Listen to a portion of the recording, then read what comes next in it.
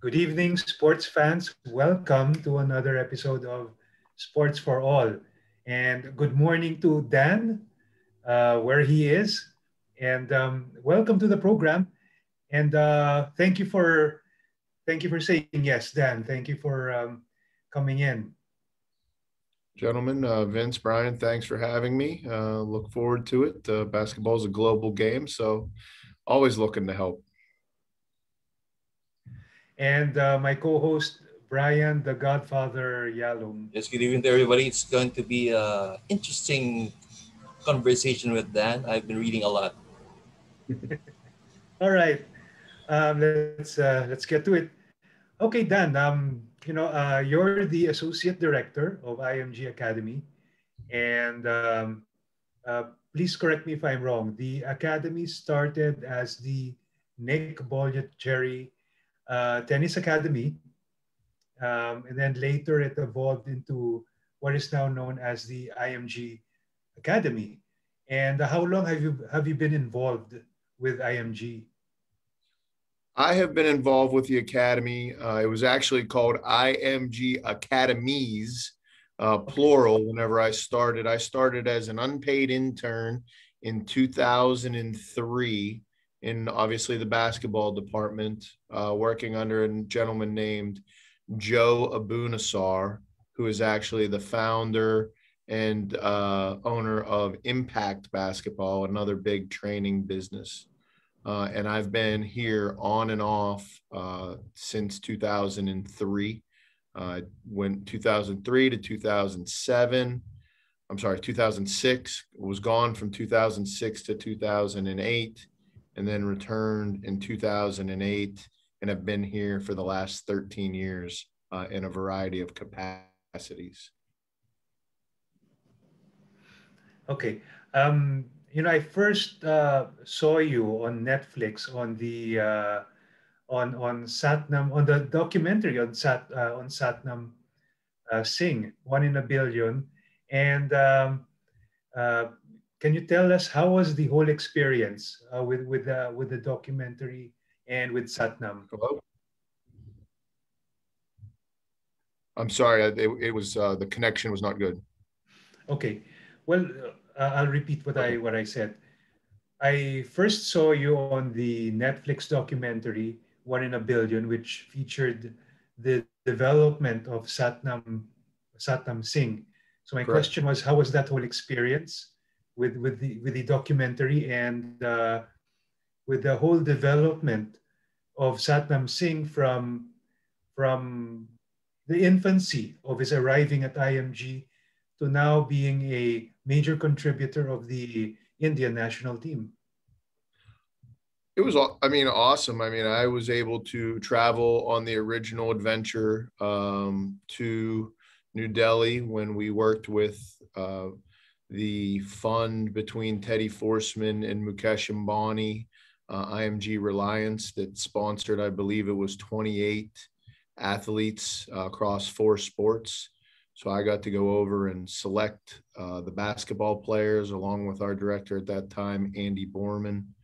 And then, be intimately involved with the development. We ended up graduating, or 7 of the players finishing up their high school after 3 or 4 years here.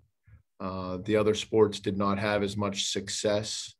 I believe there's still one of the tennis players, Nandini Das, is just finishing up at Florida State.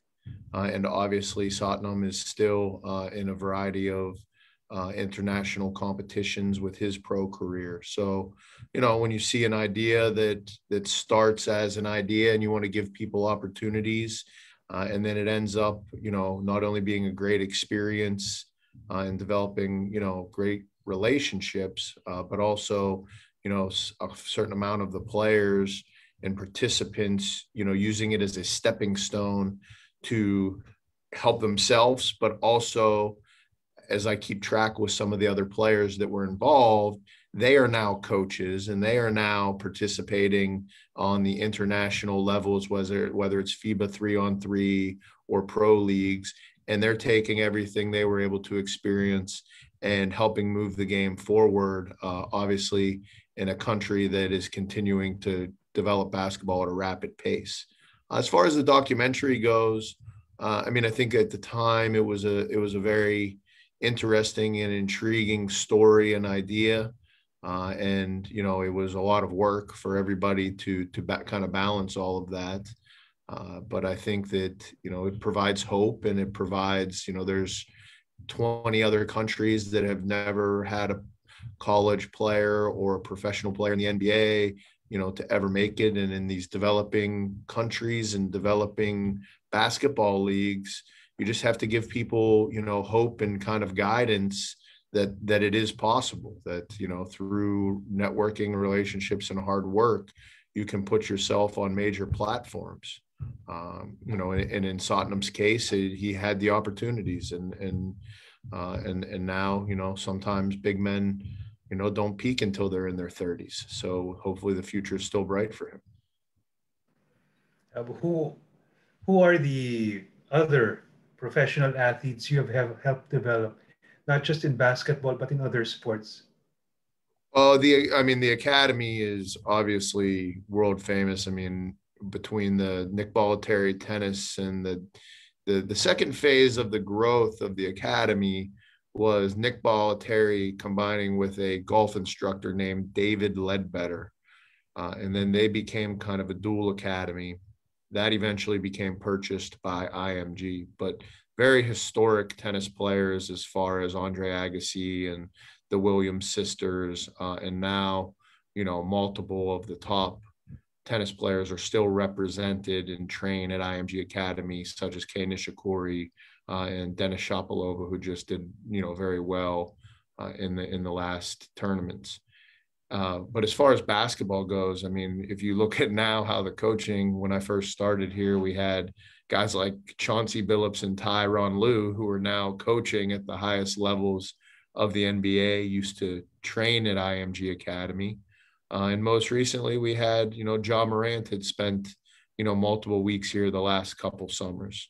I mean, the lists on the wall are, you know, have 20 or 30 current NBA players in there. But, you know, we had a stretch where we were developing, you know, 7 or 8 first round and second round picks every year from 2011 to about 2016. And now we're just looking to kind of really spend all of our energy on our high school athletes and on the players that are, you know, are participating in our school. That will change soon. We're building a new 5-court facility that will give us some more space. We've been very space constrained with only 4 basketball courts. And I would imagine that a big portion of what we're going to do in the future is going to be heavy into the NBA player development again. Brian? Okay, I'm just curious, Dan. You've been doing this for so many years right now, and we got hit by this pandemic. Did this in any way hamper your operations or your progress the past year? Well, we were lucky. You know, the pandemic actually struck right on our spring break last March. So we had about 10 days to figure out what we were going to do, which was much more time. We had about 30 basketball athletes out of 140 that stayed on campus with us. And we delivered both online school and online basketball training, weightlifting, nutrition, leadership, all of the entities that we deliver. We delivered it in a school format all the way through the middle of June. And then we had very restrictive basketball camps throughout the summer as well. So we never really had a complete shutdown. Obviously, as a business, we, you know, had to make some cutbacks, and some people got furloughed for a while, and, you know, different things had to go on from the business standpoint. But as soon as September hit, we were back in school. Kids were in school, obviously, following all the restrictions. And what we did with the teams was we placed all of the players into small groups so that we could do all of the contact tracing. And we limited a lot of live play for the first 3 weeks of school to keep the separation and keep everything there. And we did really well with everything. We played about 440 of our 680 games. A lot of our high school games got canceled. We did have some kids that, had to quarantine at different times. That was unfortunate. And, you have to watch out for their mental health and make sure you stay on them while they're kind of locked up in the dorm. But overall, once we kind of got into February, we were operating in the pod system, but we were delivering at a high level. And we were able to, help a lot of our seniors and older players move on to college. Whereas a lot of states here, the Illinois and New York and California, if they played, it wasn't until April and May. We were able to have as normal of a year as possible. Now, the dorms were very restrictive and nobody could come on and off campus, and it was a very closed environment. So that was very different. But as far as the gym and being able to coach, it was very, during what's a tough time, was very therapeutic a lot of times for everybody. So as a coach, you mentioned earlier, there was a time that you had to rely on online, virtual training, right? Okay. Correct. So a common thing that I hear from coaches and trainers is that it's very difficult to adapt to this kind of medium because of accuracy. I mean, it's very hard to monitor. Did you have that problem as well? We ran. Our older players that were moving on to college did not participate as much. And again, in the basketball training world, if let's say you did live in Chicago or St. Louis, a lot of people had access to one-on-one training in closed gyms, so they may not have followed us. But I think where we had success was the constant communication and the constant differentiation. For instance, we took the time, we watch film and all of our teams watch scouting reports and we send out, clips on what to do better. But we were able to really dig into and create deep reels, we called them, for each player at their position. And then also create deep reels of college and NBA players and college and NBA teams and WNBA teams. And we were able to mesh that and give them much deeper education from a standpoint of learning through video. I do agree that the actual skill training and trying to get people better was challenging, and it was definitely frustrating when you're used to having the kids right in front of you and you can yell at them when they're not participating, to now they're not in front of you and you're trying to text them and DM them on Instagram and get them to prove that they're training. That was not optimal. But again, it was, if they watched 70% of what we sent them, then they were doing more than 95% of the people that were out there. So it's really added effort. Well, those are the factors. Anyway, Vince, back to you. Dan, who is you've handled a lot of kids before, and a lot of them have reached the NBA. Has there been a kid who lacks talent or not a lot of talent, but who's very, very hardworking? Have you handled anyone like that? I'm sorry, it just cut out a little bit there.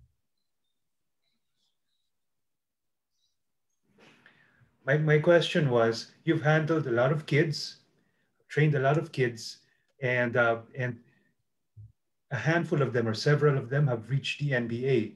So have you handled any kid, any young man who not really big on talent, but who's very, very hardworking and who has a big heart and never gives up, but unfortunately not big on talent?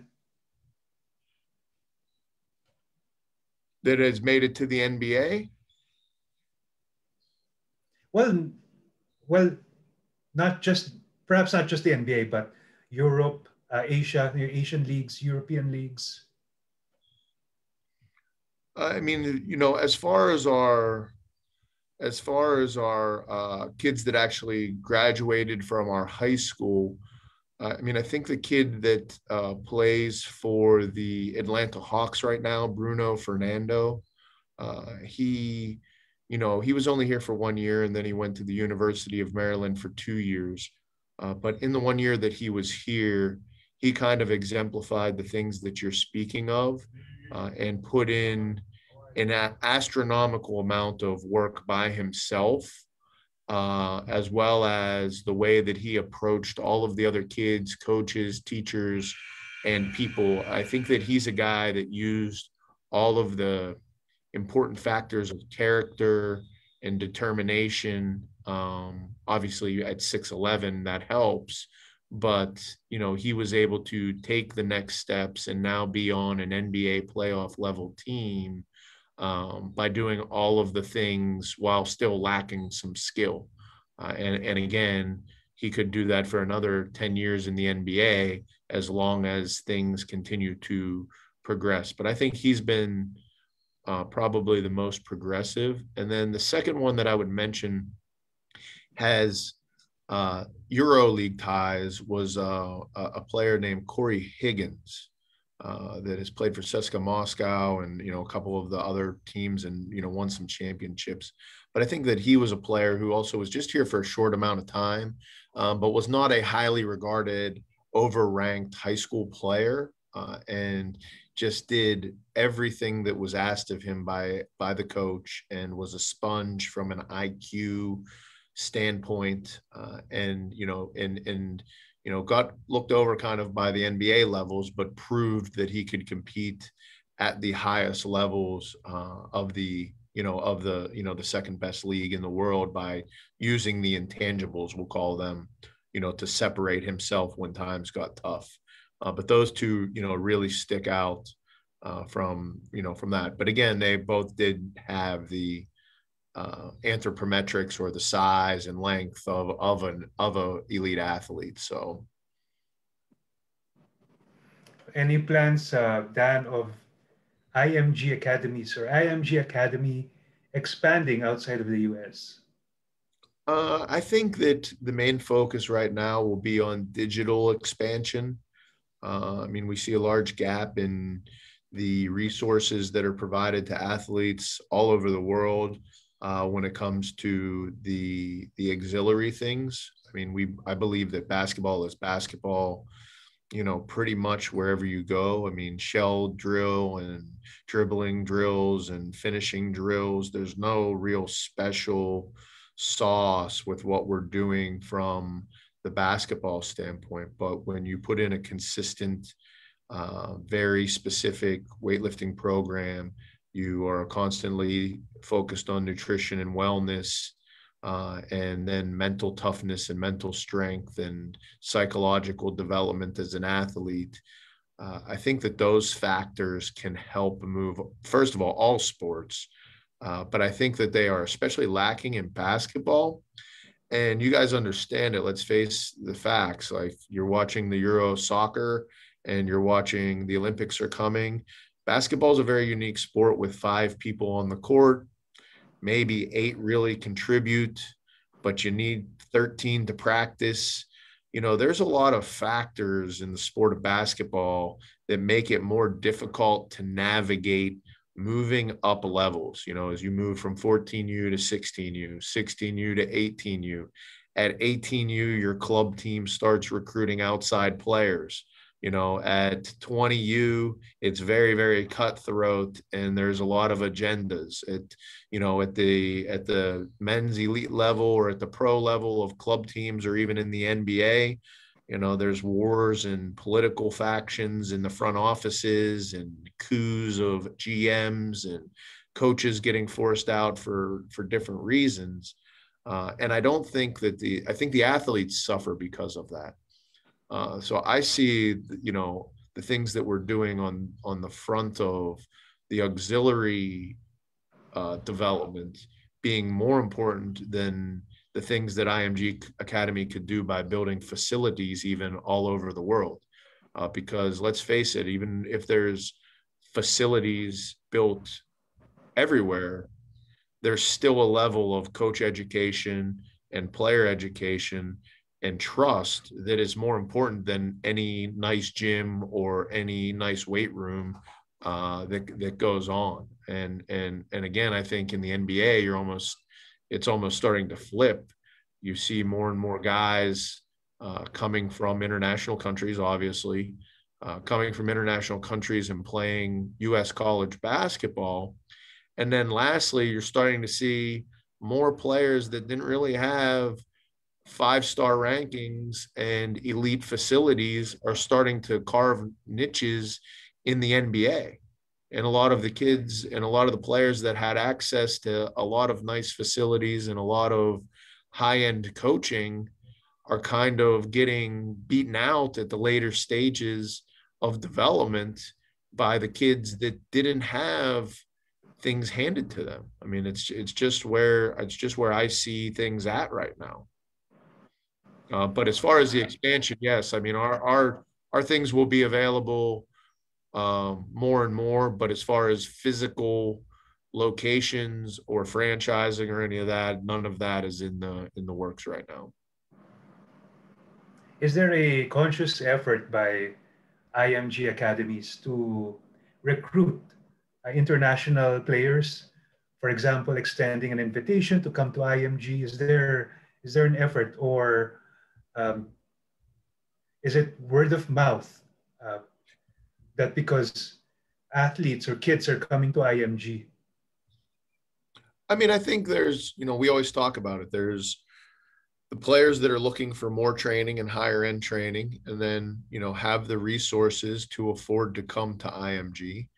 And then there's also the players that, aspire to be like our better players that we are putting into the NBA. So you kind of have the kids that want to train more, and then the kids that want to be around and watch and follow in the footsteps of the higher ranked, future phenom players. From my perspective, we have offices in I believe 8 different countries in the world, and we have the ability to meet with families and explain the situation that we have at IMG Academy. And we have ambassadors, and I believe last year we had, even during the pandemic, I believe we had 54 different countries represented on our campus.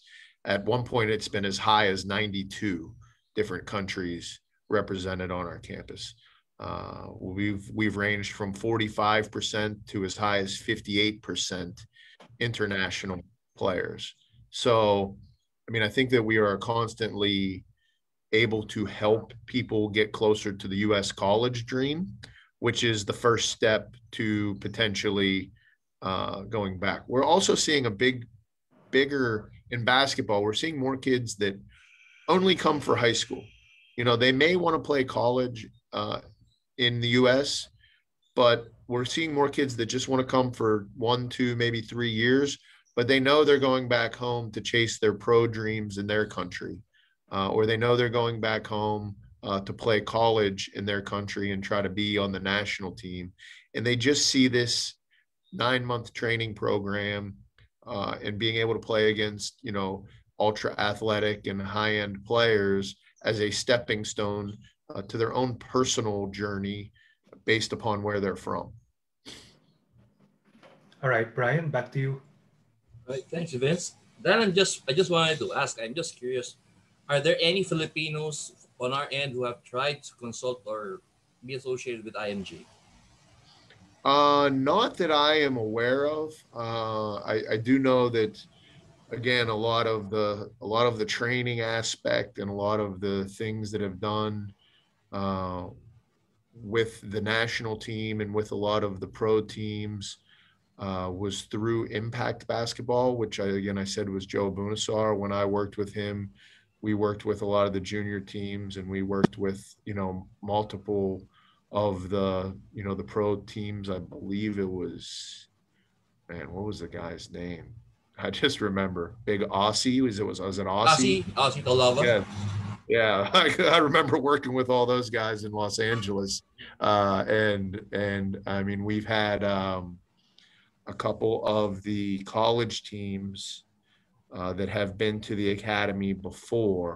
But as far as full-time high school players, we have never had a native, or we have never had anybody complete our program, from Philippines. Okay. Dan, are you familiar with any of the local players we have right now, the budding ones, the young ones? I am not. I have a little bit of familiarity with some of the guys that had played U.S. college basketball, that had participated on the national team. That were kind of the that would go back and forth between college and their national team stuff. But I personally am not aware of any of the current players that are on the national radar or on the NBA, the potential NBA radar. So Oh, I'm willing to learn. okay. So you haven't heard of this kid named Kai Soto, the 7 foot.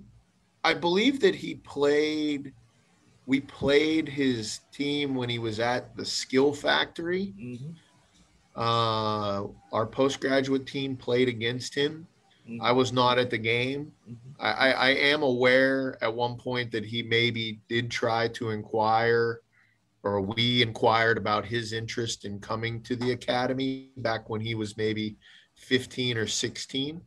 Um, along the lines of the same thing, that we have tremendous weight room and ability to develop. And obviously, I'm aware that he played in the G League Mm-hmm. Select for a portion of time last year. But I mean, compared to what I know about other college players, I don't know much about his upside, or those things that go into his future development. He's one of I think he's one of the tallest guys right now. We have the locals we have, and he's in the national team, and I believe he's playing for the NBL ever since that. Well, I was just curious because when you said about development, this is one kid who could have used your the IMG Academy. So I mean 7 foot 3, right, Vince? Yeah, he's 7'3" and he's still growing. Yeah, yeah. No, I think, yeah, I mean, I think that obviously here in the U.S., there's a very interesting time. When I started at IMG Academy, uh, there was two postgraduate programs for fifth-year high school players in Florida. This year there was 29. Okay, so that's just fifth-year players. You have 30% of college players are transferring schools and changing schools. You have the G League team that is now actively recruiting and paying high school seniors to skip college. And I'm sure, as you know, now you have the overtime Overtime league league, yeah. that is starting to pay juniors and seniors 1 and 2 year contracts to move into an NBA path. You have the Australian League, the NBL Superstar, whatever, Future Star program, which is also offering 1 and 2 year contracts to elite American high school players. And I would imagine that the European leagues aren't too far behind. At the same time, which you guys may or may not be familiar with, and I see it as good news, USA Basketball has made a very strong push into certifying coaches, creating curriculum, hosting regional events that have the best players actually competing against each other with no political factions. It's one of those things where if you get invited to USA Basketball, like, you need to be there. Like, it's not something that you miss as a high school player. It's almost a bigger status than being a McDonald's All-American. But we still deal with too many adults, too many family members, too many coaches, too many skill trainers who don't really understand the psychological development of a 14 to 19-year-old young man. And we do not provide enough as a system, not just, I'm not saying IMG Academy or USA Basketball, but we do not provide enough consistency of environment for kids to be able to overcome the adversity that happens as you move into the low levels of pro basketball, whether that be G League, whether that be being a rookie or being a second year player in the NBA. Our system is not preparing players for the adversity that comes with being a young pro, comparatively speaking to the baseball, hockey, or even collegiate to NFL football models. And obviously, our Olympic model for our Olympic sports is very high level when it comes to the psychological development. Whereas basketball is by far the most fragmented, unstable environment that somebody can participate in. So, a lot of times international players get thrown into that craziness, and a lot of times good parents and good coaches just don't know who to listen to, and don't want to slow down to teach the valuable lessons that are needed further into the player's development, say 21, 22, 23 years old. If you want to look at even Tottenham's situation, Tottenham was tremendous, but we had a very consistent environment here, and this was all that he knew. And then again, Dallas, he got drafted by Dallas. He had two coaches in 2 years. He had a lot of people back in India that wanted him to be part of the startup league that they were having there. He went and tried that out. That didn't work out. They have a very fragmented national system as well that he participates in. And now he's in a situation that he's still trying to get to that next level of developing. And again, you can't stay on IMG's campus for your whole life. I understand that, but that's just an example of, like you once you get out there, you have to, there's a lot of stuff that comes at you fast. So whether it's Kai Soto or the next young player that's developing, the consistency of environment and knowing the right information and teaching the right lessons is what separates the Bruno Fernandos and the John Isaacs. And even if you look at Ja Morant, who was fantastic, Ja Morant went to the same high school for 4 years. He went to a mid-major college, played for the same AAU team his whole career. It's, he has the same 3 or 4 people around him all the time. That's why he's killing it at the next level. And other guys have more struggles than that. Well, anyway, before I turn you back to Vince, you were mentioning overtime earlier. We had one player who was taken there. His name is Francis LeBron Lopez. He's a 6'5" wing. He's part of the team. So there, just wanted to add that. Okay, well, me personally, I'm not opposed to the overtime league if players go to it for 2 years. I think 2 years of the same coaches and the same people is actually maybe better than bouncing from your high school team to your trainer to your AAU team to a bunch of showcases.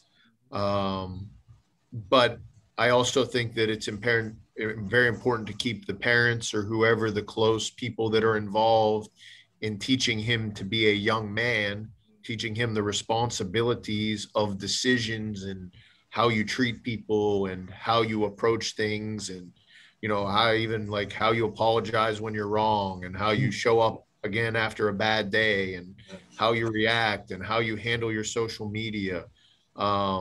There's too many people just letting these kids at this age do whatever they want because they want to capitalize on them. And I'm hoping that Overtime, who is very, very promotional based, really hits a home run with their basketball development because they have that opportunity. They really do. All right. Thank you, Vince. Is the player's name again? His name is Francis. Francis LeBron Lopez. Francis LeBron Lopez. Okay. know, we'll keep an eye on that. All right. Okay, Vince? Dan, you've dealt with a lot of parents. You've dealt a lot of kids, which means you've dealt with a lot of parents throughout the years. Has the attitude of parents towards kids who are in IMG, who are under you, has it evolved from perhaps being a stage mom or a stage dad, or a bit overreaching to being more calm, more less controlling now, and more trusting of you and the coaches and the trainers over at IMG? I think it's the same everywhere. Like under 14 and under 16 parents tend to not know much. So they tend to have more unrealistic expectations. They tend to be more demanding. They tend to make all of the decisions for their children. So let's say in an under 14, there's 20 teams. That means there's 20 star players. That means there's 20 backup second leading scorers. Well, when you get to 16U, there's only 10 teams. So now you start combining the MVPs and the second leading scorers. And then when you get to under 17, there's only 7 teams. So the parents have a tough time going from my kid's the best player on the team to my kid is a role player. I don't think that changes in any sport. I think it's all the same. I think it's one of the things that is missing in the education, of the parents is, they don't, when you don't play multiple sports and your kid's the best player on the team, they usually have a tough time adjusting to their role. And their self-esteem is usually based upon their constant performances, and their parents' happiness is then built upon their kids' happiness. So by going away from being multi-sport athletes and by a lot of times having parents coach teams, the deck is stacked against you. The kids at IMG Academy that we have that arrive for 11th grade, 12th grade, or postgraduate are usually much more realistic. And they look at this as a return on investment, not necessarily for scholarship, but for consistency and care. They want consistency of feedback. They want someone to care about their kid, and they want someone to shoot them straight. So again, I can categorize it into those two areas, that when you are in a what we call a pay for play model, or you're paying to participate, and you're moving up those different age groups, the parents are going to be a problem at 13U, 14U, 15U, 16U, because nobody has really educated them on the things that are going to happen next. And you combine best players and somebody's going to lose. And then at the older ages, usually the people that come to us, and usually the people that are seeking more training and more information, have the right expectations. And our burnout rate of our 11th, 12th, and postgrads is very low. Our burnout rate of our younger kids is very high. And a lot of times that is because they have specialized too much, not only on the sport, but too much emotional energy into the sport. So their family revolves around the sport, not just the kid wanting to play all the time, but the family's whole life of traveling every weekend and being at every event and watching every training session and watching every video over and over. You just don't need to be doing that with 13 to 15-year-olds. Their coach can do that with them, but the family should be like going to the amusement park and going to the beach and, going to the movies and just enjoying each other's time. And again, we've just created a culture over these last 15 years as a sports society everywhere with this, crazy obsession with specializing in achieving things that are unachievable. Like I said, you've handled a lot of kids, and you probably have established friendships and relationships with them. And probably, they call you and they text you to ask for advice, what do they what do they usually ask you about? What do you usually advise them on? Well, we one of the favorite things, and I learned this from Joe Abunassar, and I think that it was one of the most impactful statements. Like, you have to chase when you decide that basketball is what you want to do. You have to plan your day around your training, and you have to be very humble through your failures.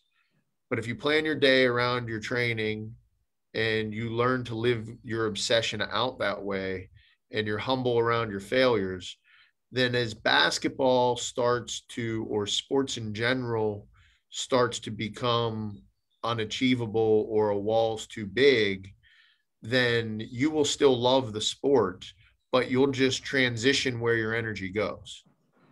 So again, when I look back at IMG Academy and all the kids that I've stayed in contact, which is hundreds, so many of the kids that were coachable and trained hard and followed the instruction, I don't want to say they're all millionaires, but a lot of them went on to start their own businesses and become doctors and become super successful people, and the character traits, that it's there. So when a kid texts me now, you can always hear it like, hey, I coach, I just don't know if this is for me anymore. Okay, cool. Well, what's your next project going to be? What's your next obsession going to be? Do you want to be a coach? Do you want to be a skill trainer? We have tons of kids that were basketball players at IMG that are now strength coaches because they just became obsessed with improving their body and their athleticism. We have tons of, people that had become entrepreneurs and started their own business. Well, that's just like being creative with your moves and being creative with your defense and being creative, like the creativity that it takes to create a business and an idea, that's all transformable. And kids need to hear that on a consistent basis. But as they struggle, whether they're struggling in the NBA or they're struggling, whether they want to quit basketball in 10th grade and go play soccer, it's important to make sure they know that everything they're doing is positive, and it's okay to pivot what you're passionate about. Because if you pivot at the right time, then you'll always love basketball and want to be a fan. If you pivot too late and you try to force the issue, we obviously have other kids that hate the game of basketball. They never picked up a basketball after they left. They don't watch it. They don't want their kids to play it. And again, that's the worst thing that a coach or somebody in my position ever wants to hear, is that somebody isn't a lifelong fan or isn't a lifelong participant. You guys have, your lifelong participation is maybe the best in the world. Okay, Dan, anyone from your kids now who the world should watch out for? We should anyone you're training, you're coaching, whether I from the think I US think or at the I think outside? at the yeah I think at the academy. We just had we have some very high level seniors that are returning. I'll start with last year's group. We had, this year's draft will have Jeremiah Robinson Earl, Jaden Springer from our national championship that we won in 2017 or 2018. They'll both get drafted in the top probably 40 this year. Those two players, will be 10-year NBA players for sure. We have a player from last year that played for a postgraduate team. What the hell is his last name? Brandon Murray. It was our leading scorer on our postgrad team that's going to LSU this upcoming season. We had a player that was in the draft that's returning to Texas Tech named TJ Shannon. We have a player that just absolutely blew up last week at the under-19s playing for Canada named Zachary Eddy, who is playing at Purdue University. And then in our high school program this year, we have Jaden Bradley, Jarris Walker, and Eric Daly Sr., Eric Daly Jr., who are 3 of the top 25 ranked high school players in the country, who I believe all have NBA starter upside.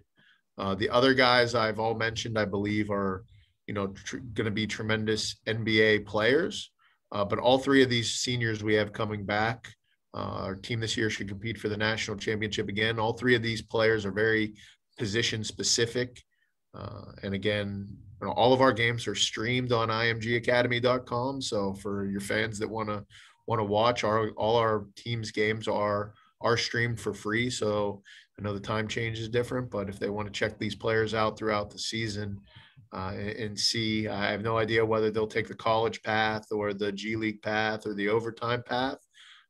But for our players that are returning to college, we wish them the best of luck and hope that they springboard into the first round next year. That's the goal of, how we want to build the rest of the program out. All right, Brian. Okay, while you were talking, I was skimming through the players who graduated, and there were a couple of names that were interesting. Ronaldo Bachman. Yep, Ronaldo was on the first when I first arrived. That was 2003. He was a local kid in Tampa. Very close to the community in this general Tampa Bradenton area. He had a mentor named Chris Ward, who's one of the best trainers and giver back to the games that I've ever been associated with. So he played here for 1 year, and then he went on to do his postgraduate year at Laurinburg. He's come around here and there to train in the summers, and then he was also on the Puerto Rican national team for a little stint. And the Puerto Rican national team actually trained here. So we stay in touch, and I run into him every once in a while, and I followed his career and his craziness that he's gone through with you guys, and he's he's one of our staples on the original team. So okay, by saying that, you know what happened here, all right?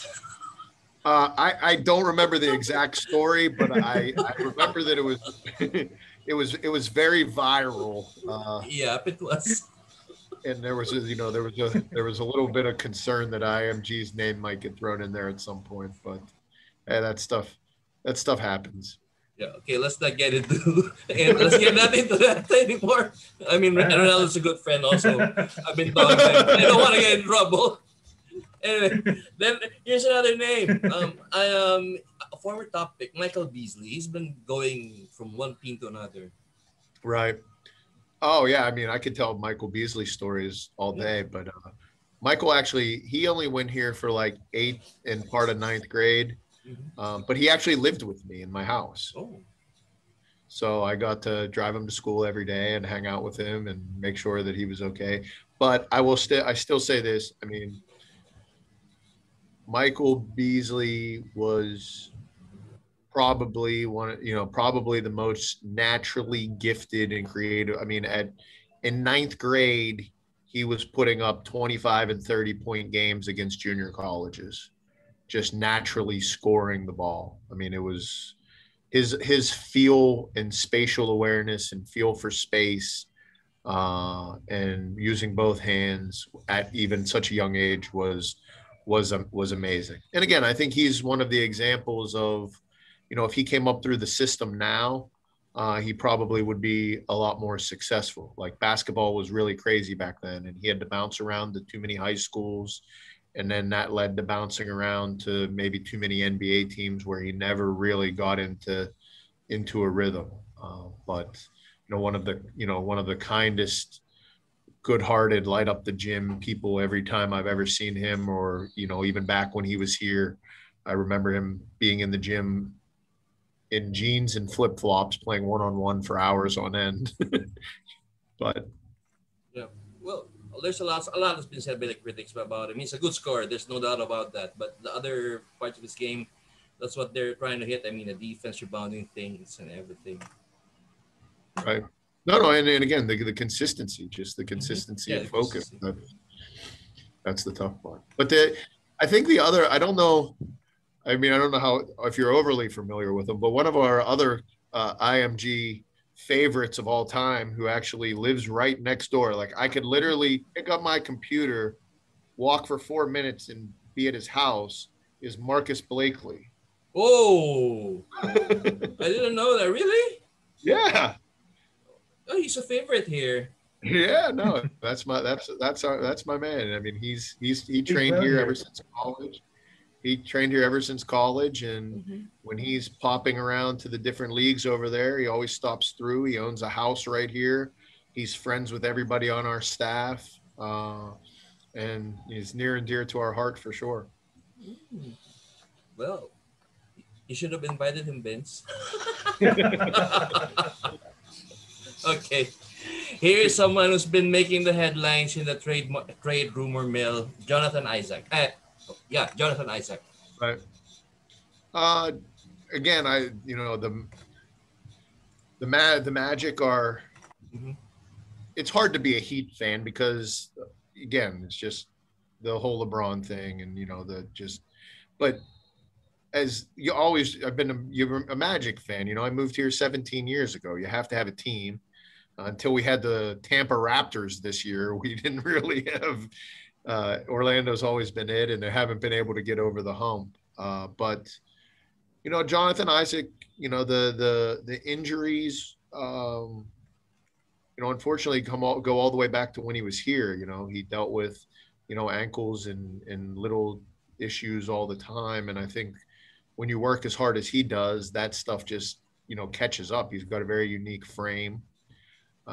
But I think that, when you look at Orlando's rebuild, I guess we'll call it, they're those the GM and the assistant GM, they're Milwaukee guys. I see them wanting to build around length and athleticism and versatility. So I think he fits the mold. Um, but an 84 million dollar contract with with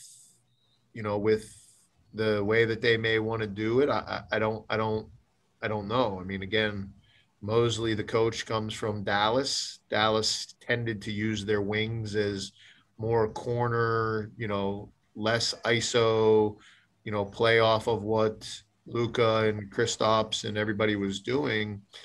So he doesn't really fit that style of play. And, maybe if they're looking to acquire more draft picks and maybe they're worried about the level of his injuries and his durability. But as far as you want to talk about the same things that we talked about with Bruno Fernando, as far as coming in here at 9 at night and seeing John Isaac, shooting on the shooting machine, or, putting a middle schooler through workout drills, or just one of the kindest. When you talk about people that took advantage of the IMG situation, he took advantage of every single second that he was here. And I know he's done the same thing when he went to Florida State, and the same thing when he went to Orlando. But again, you know, sometimes it's time for a change. Sometimes, the way that the business of this works out, sometimes change is good for everybody. So again, it's, I always say that about players too. Sometimes it's good to not be where you're from. Sometimes if you're born in New York City, you want to play for the Knicks, but it might be better for your sanity and for your development to play for the Denver Nuggets. And maybe in his case, since he's been in Florida his whole life and went to college in Florida and has tons of family members and tons of influence, maybe it's better for him to be in Utah or Portland. I don't know. That's just, I've seen a lot of times when you're a really nice person, the distractions just grow and the pressure grows. So change of scenery is not bad. Okay, thanks. Vince, back to you first. All right. Dan, going back to the documentary, when you were exploring options for Satnam, one of the options you explored with him was going to junior college over there in the US. What do you think would have happened to him had he taken that route? Um, I think that, at the time, the level of play and the level of what's it called? The level of support that he would have needed would not have been available at a lot of junior colleges. And again, the expectation of, the academic component and being on his own wasn't something that his current support system was necessarily ready to hand off. Uh, but if he would have went, he was hardworking enough, and I think that he could have maybe benefited from more competition versus a lower level. But the way that we had projected, in a way that a lot of D League teams operate, we thought that it was going to be a safe alternative and that these people were going to be invested in him fully. And again, Dallas was invested in him. He just wanted more before he was ready. I think that if you look at whether it's Satnam Singh or Mo Bamba or Kai Soto or Crispas Porzingis, these guys, they're really going to play their best basketball at 25 to 30 years old. Big players, Clint Capella, like people that are super bigs, they don't really come into their own until they're further down the line. And our original expectation was for Satnam to be in the D League for, 3 or 4 years. And that was something that in his mind just kind of changed. And again, the school aspect of it versus any pro aspect of it, he would have needed substantial support that didn't seem like it was going to be provided to the level that potentially the D League was. We were obviously more than ready for him to not be drafted. So a lot of the expectations at the D League level were just a better support system than a junior college with 2 coaches. So, okay, correct me if I'm wrong. So Satnam wasn't ready to play in the D League for the next 3 or 4 years? Did he want to play right away? As far as being able to develop fast enough to be into the NBA. Okay. Does that make sense? Like not 3 or 4 years to actually be able to get on the court for the team that he was playing for, but as far as 3 or 4 years to be able to be NBA ready. Yes. And over at the academy, do you also, not just for the kids, do you also do coaches training, coach the coaches, train the trainers? Do you have those at IMG? We allow people to come in and observe. We do not have a current curriculum as far as people coming in and getting certified and going through 1 course or 2 courses. We provide that in soccer. We provide that in tennis. But as far as basketball, we've been fortunate in basketball that we've been a growth sport now for 13 straight years. So our auxiliary businesses and like I said, we actually got out of really focusing on training pros because the rest of our camp and student business and, things were growing so fast. As we move into our new facility, we'll grow into events and we will grow into, hosting live televised college tournaments and things like that. I don't foresee the coaches. It's a saturated market. However, if somebody was in the area and wanted to come and observe for a week and watch our total package of things, we would have that. But we do not have a current digital or in-person coaches certification as of right now. And then about last year, the WNBA had their bubble over at your campus. How challenging was that to hold a WNBA over during the pandemic over in your campus? Well, it happened very quickly.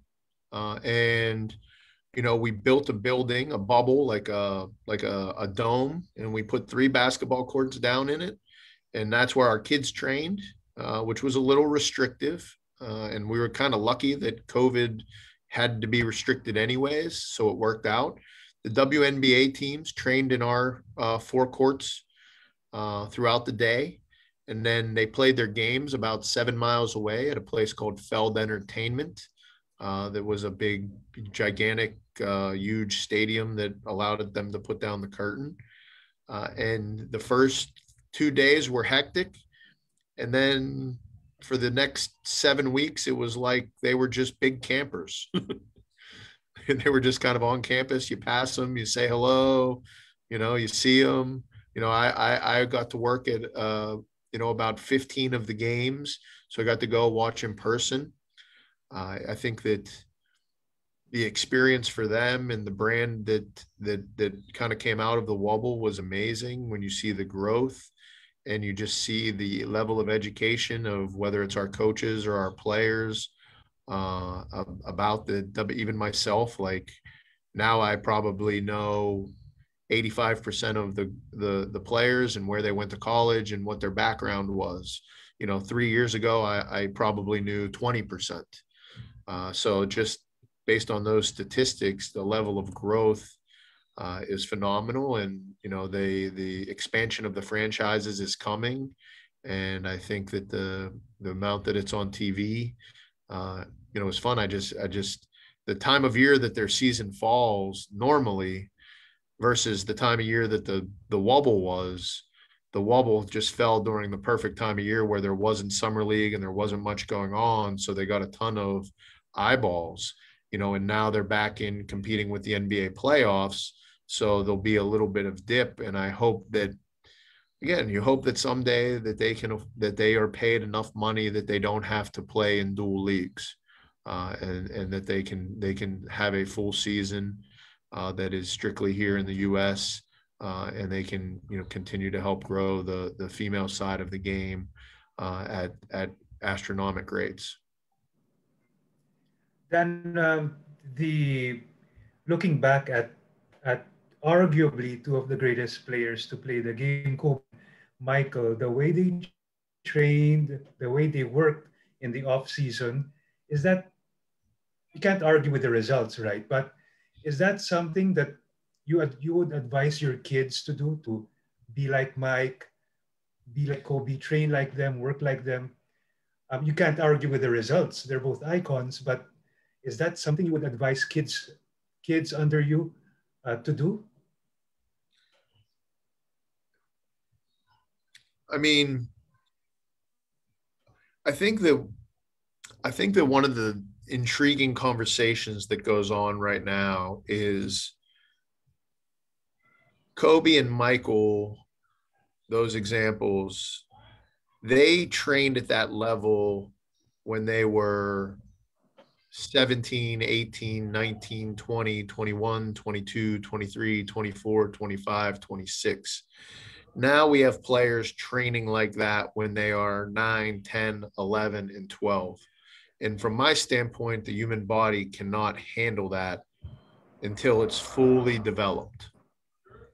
So from a physiological standpoint, I would say no. And from a physiological standpoint, I would say kids need to play a lot more when they are younger. And when they then reach college is when they should ramp up the individual pounding and weightlifting that goes on from that standpoint. I mean, we see way, way too many elite players that are overtrained and have a lack of understanding of the game and have a lack of understanding of how to overcome adversity. So when you look at Michael and you look at Kobe, they had a winner's mentality and they knew the game, every aspect of the game. Kobe from his father and high-level high school coaches, and Michael from Dean Smith, and then, from just being a relentless studier of the game. And then they added the intensity of improving their individual game. That's my take. And I don't think kids do that enough. They obviously don't play 5-on-5 enough.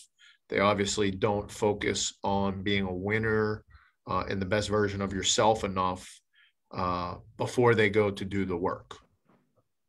So my advice to the kids would be, play and win as much as you can and learn as much as you can about the games.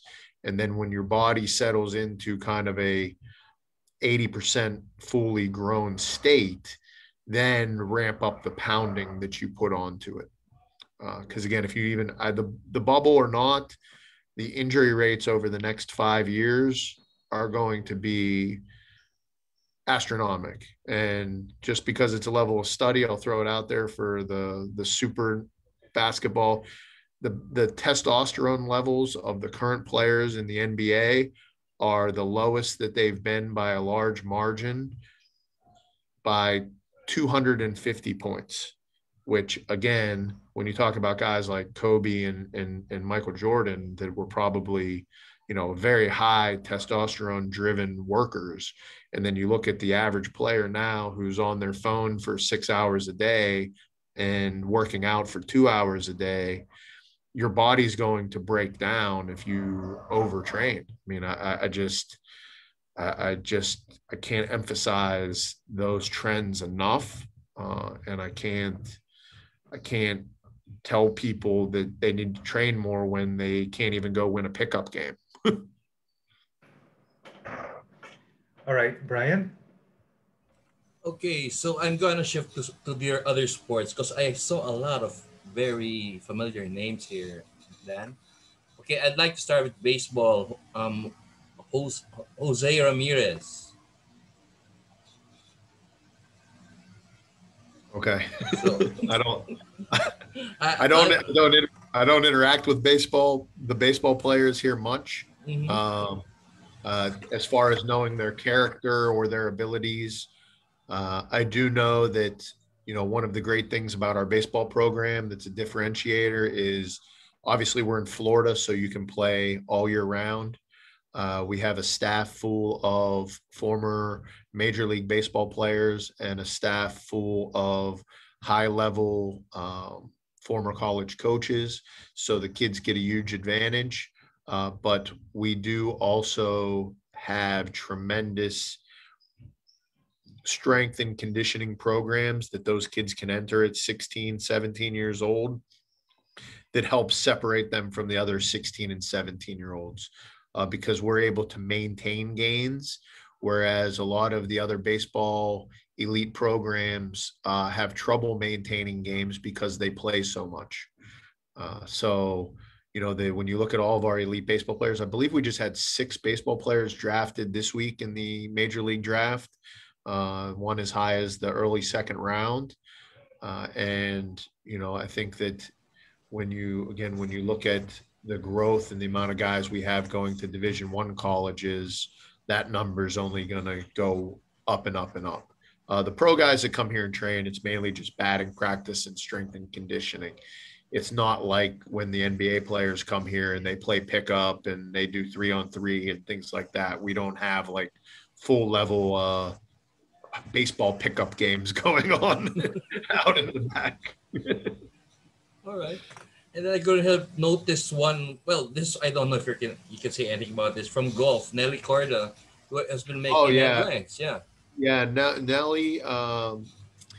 Nelly and her brother. There's 3 of them. There's a brother that plays tennis.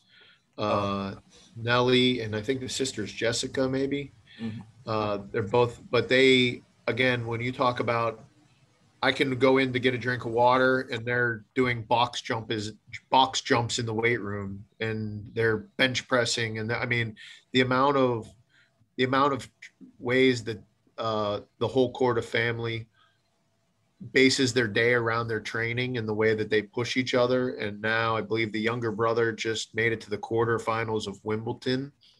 And it's amazing because obviously the father was a high level tennis player himself, Peter Corda, and he's a very supportive, organizing guy. But when you talk about having 3 elite athlete children competing at that level, but even when you walk into the weight room and you see the level of focus on Nellie's face when she's just doing the smallest weight room exercise, it doesn't surprise me that she's reached the highest level. And then on the flip side, when she's just walking by you, you would think you were just passing another college student. Does that, I mean, just the friendliest, nicest person in the world. So, I mean, nothing but future success to her, Jessica and Sevi for sure. Yeah. Well, in tennis, you have a lot of names here, but I don't know if you need to elaborate here. The Williams sisters, maybe Serena and Uh, Venus. they were here a lot as youth players, Mm-hmm. and then a lot in their early stages of their career. They are represented by the agency that is connected to the academy, WME. So they've done some promotional things over the years. But I can say that they have been here. I have seen them train, and again, they are out there training and hitting the ball that you don't want to be in front of for sure. Okay. And one name that for some reason has been popping up on my Facebook the whole day, Maria Sharapova. Yeah, no, she was one of the she actually, unlike the Williams sisters, Maria actually went to school here for a Mm-hmm. large portion before she trained pro. Still has a house here close in Bradenton and stops by. Very, very big ambassador for the program. Comes around during the junior tournaments to have a presence and give back to the academy.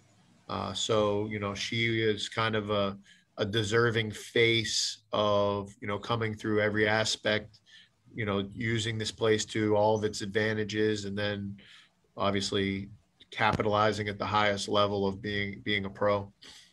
Yeah. Okay, back to basketball. Okay. Okay. Okay. Then I'm gonna have to ask you this.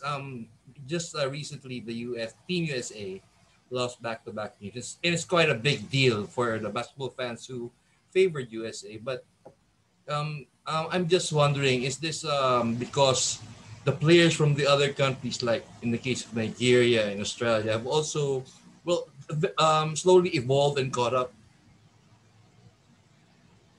Well, again, I think that the systems, obviously Australia's developmental system is phenomenal, and their uh, coaching is in preparation is very high level from a standpoint of how they play their lineups and how they create disadvantaged situations. In the terms of Nigeria, again, I think that you're looking at undersized, high ambitious players with a chip on their shoulder. And again, the U.S. team that is currently out there, is not a physical team. They're not built to deal with physicality. And I think that those two matchups and people putting bodies on them all the time, and again, the U.S. kind of living and dying with contested shooting has made it difficult. I mean, it's they're exhibition games and they're games that the U.S. should win, but at the same time, if maybe it's to create a sense of urgency so they don't get upset at this weird Olympics that's going to go on, then Popovich and these guys, it's hard to question what they're doing until the final result is there. But I do believe the whole continent of Africa, whether it's Nigeria, Angola, Cameroon, I mean, I think those teams are going to be world powers for years to come. And I think that when you look at the growth of the basketball African League that is coming through the NBA, and you look at where things are shifting, I mean, I think you're going to see the continent of Africa, and I think you're going to see, a lot of the Asian countries, maybe surpass the European powerhouses and the South American powerhouses in the FIBA rankings over the next 3 to 5 years. And And I attribute that to organizational, mhm. as well as the players, taking pride in it. I mean, when you watch the Nigerian team, like those players have pride in what they're fighting for. Australia has pride in what they're fighting for. And at a certain point, that will end because they'll be chasing the money. We know that. Yep. But, while you're building up, it's fun to be a part of, and it's fun to watch. Like, I'm not saying you're never rooting against the US, Yeah. but it's when you see their roster, you're like, that's not a very physical roster. And the FIBA game is physical. Let's face it. I mean, it is a physical, very contested, very fairly refed version of basketball compared to the NBA. Yep. That's true. That's so true. And for my final question for you, Dan, were you I could do this all day. were you surprised at the Phoenix Suns and the Milwaukee Bucks being the finalists in this year's NBA Finals?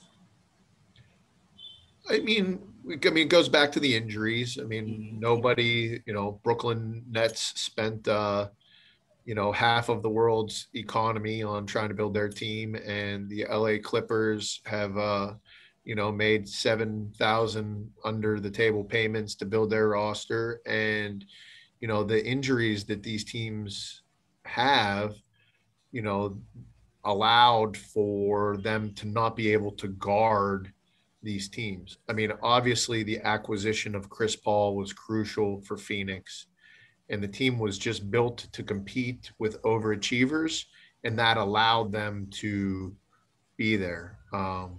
With Phoenix, you have to credit the coaching. I mean, the guy's been on the hot seat for a year and a half, but when you really watch the adjustments that they make from game to game and the way that they utilize the floor and the way that now their defensive rotations to take away Phoenix's fast breaks on all shots is happening.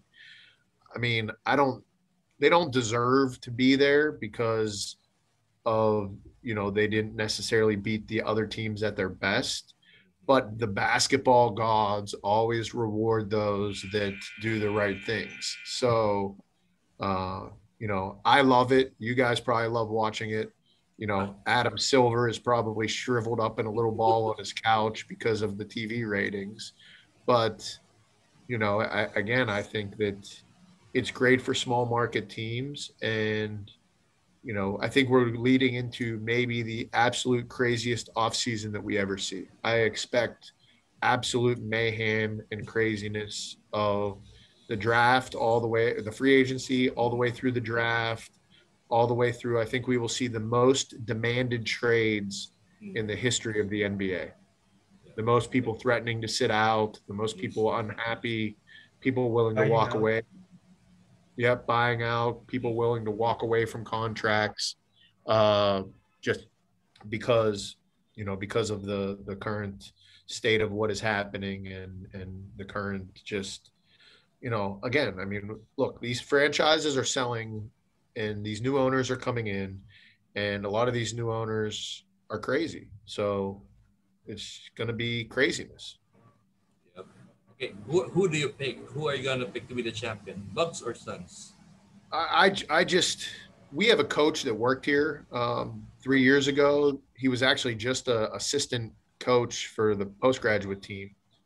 He left to take a video coordinator volunteer job with the Milwaukee Herd, and now he's actually on the bench for the Milwaukee Bucks during this run.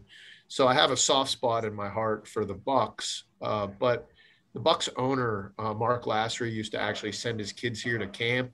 So there's a couple connections. Giannis's brother, trained here for the draft with me, so I know the brother a little bit. So there's some connections there that, but when you talk about basketball strategy, I think the Suns are tired.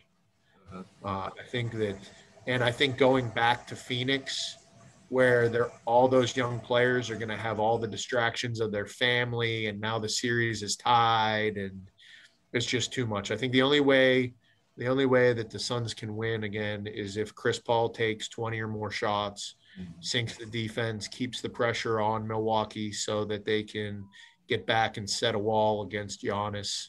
And, just let's face it. I mean, the referees are going to come into play, whether it's game 5 or game 6. But I think Phoenix is tired, and I don't think that Milwaukee is. Well, actually, I showed the last in games 3 and 4 when they played. So, how about speaking of Chris Paul? What do you see? What do you think is gonna do after this season? I mean, you if you're Phoenix, you just can't do you just can't pay him $40 million, and then try to deal with the rest. But I mean, again, I think that it'll be weird. Like I could see him, like ending up in Utah or Miami, somewhere strange. I don't see it being New York. I could see him in Chicago. Like I see him taking like a 3-year deal where he knows he's going to get along with the coach, and he's going to be able to lead a team and almost repeat what they're doing now. Like take a team to the next level. And if it works out, great, but no pressure on him. He can enjoy his family. Everybody will be happy that the franchise won 10 more or 12 more games. But I mean, I don't see him back in Phoenix. All right. Thank you, Dan. Thank you, Vince. Right, Dan. Let me also have my final question. And for that, we go back to baseball. I want to ask you, what are your thoughts on Shohei Otani being a two-way player, and how physically demanding is that? And it will eventually take its toll on his body, both pitching and hitting. From a physical perspective, Dan, what are your thoughts on what he's accomplished so far? Okay, so a little bit versed here in just this. My wife's actually from Japan, so I have a I think it's obviously a fascinating sports culture. I think it's fascinating culture for their how they, again, just specific to how they raise their children physically, not school or any of that stuff, but the ways that from a very young age they walk to school and they walk different distances, and the amount of calisthenics that are done in school, and the way that they come up through the schooling system in Japan. I do think that a lot of times it's bad because they put so much pressure on themselves because of that culture. But I see him, having the discipline, to do it without injuring himself, for a very long time. I would guess that he has the perfect combination of wingspan, hip to ground ratio, and one of the things that they said about him is that he maybe has both eyes are dominant. He has equal dominant eyes, whereas normal people like me and you have just one dominant eye, and it kind of does stuff. So when you take all of that into account, from his pitching and hitting, he probably has the wherewithal to keep it up longer than people expect. I was just talking to someone yesterday, like I wish there was an app on your phone that gave you a notification every time he was up at bat, so like you could just flip to it and watch his at bats. I know there's something coming, I forget what it's called, buzzer or something, that's going to allow you to do that from an NBA standpoint, as far as your favorite players having a good game and it being able to notify you, and then you can pay like $2 to watch the rest of that game when your favorite player's going off. But as far as Otani, like where he's at, the fact that he doesn't, the team isn't great, could accelerate it. But let's face, I mean, he's maxed out on the money side of things. No care in the world.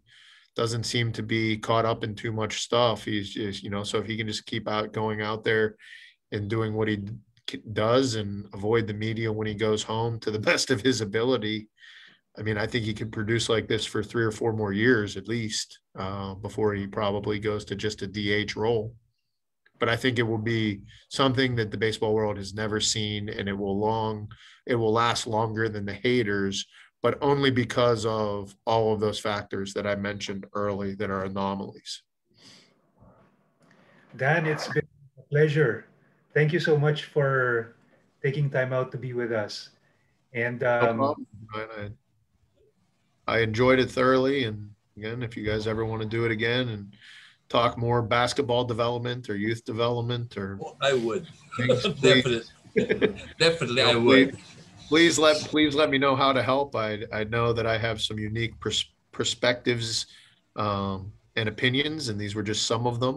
So if you want to go deeper into some topics, let me know. Or if you want me to debate somebody, let me know. Even controversies. Huh? Even controversies. As long as they don't involve IMG Academy directly, then We'll try to bring Ronaldo. We'll try to bring him in as a guest and have you on the program as well. Yeah, that'd be fun.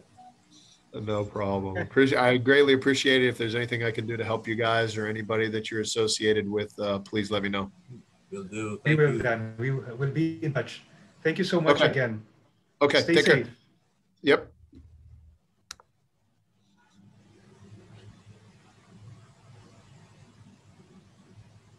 That ends another episode of Sports for All with Dan Barto, Associate Director of IMG Academy.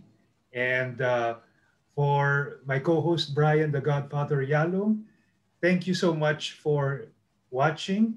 And I don't know if we're going to have an episode tomorrow because I still have no guest, but we'll see. We'll see. You know, the unexpected always happens. True. And that it always happens in sports. So good night, everyone, and so long. Hi, everybody.